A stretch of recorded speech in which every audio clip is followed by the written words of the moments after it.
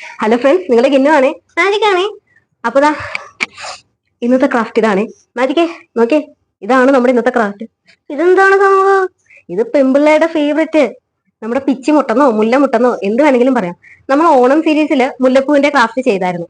അപ്പൊ ഒരെണ്ണം കൂടെ ചെയ്താൽ എന്തെന്ന് തോന്നിയോണ്ടാണ് മുല്ലമുട്ടിന്റെ അല്ലെങ്കിൽ പിച്ചിമുട്ടിന്റെ ഈ ഒരു ക്രാഫ്റ്റ് നമ്മൾ കൊണ്ടുവന്നിരിക്കുന്നത്.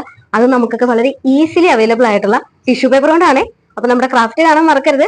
മാജിക്കേ, അപ്പൊ നമുക്ക് തുടങ്ങിയാലോ? പിന്നെ അല്ലാണ്ട് അപ്പൊ നമ്മുടെ മുല്ലപ്പൂ ഉണ്ടാക്കാൻ തുടങ്ങിയാലോ? അതിന് നമ്മൾ എടുത്തിരിക്കുന്നത് ടിഷ്യൂ പേപ്പറും പിന്നെ നമ്മുടെ സ്ഥിരം ടൂൾസ് ആയ കത്രികയും പശയും പെയിന്റ് ഞാൻ എടുത്തിരിക്കുന്നത്.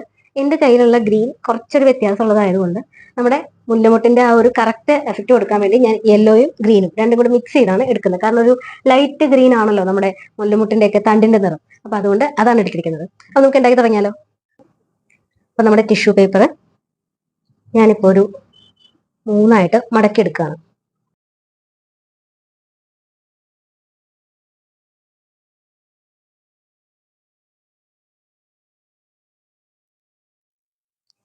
ഒരെണ്ണം ഇതുപോലെ വെറുതെ അങ്ങ് ചുരുട്ടുക.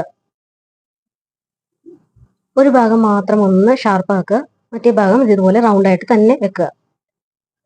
ഇതിൽ നമ്മൾ ഷാർപ്പായിട്ട് മടക്കിയ ഭാഗം ഇവിടെ വെക്കുക, എന്നിട്ടങ്ങ് മടക്കുക.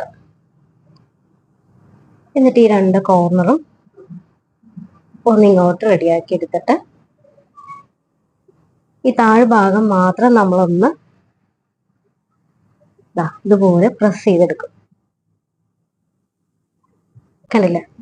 ഇതുപോലെയാണ് നമ്മുടെ സ്റ്റാർട്ടിങ് നമ്മൾ ഇങ്ങനെയാണ് മുല്ലമുട്ടിന്റെ സംഭവം ചെയ്യുന്നത്. കുറച്ച് ഗ്രീനും കുറച്ച് യെല്ലോ രണ്ടും കൂടെ മിക്സ് ചെയ്തിട്ടാണ് ഞാൻ ഈ ഒരു സംഭവം കളർ കൊടുക്കുന്നത്.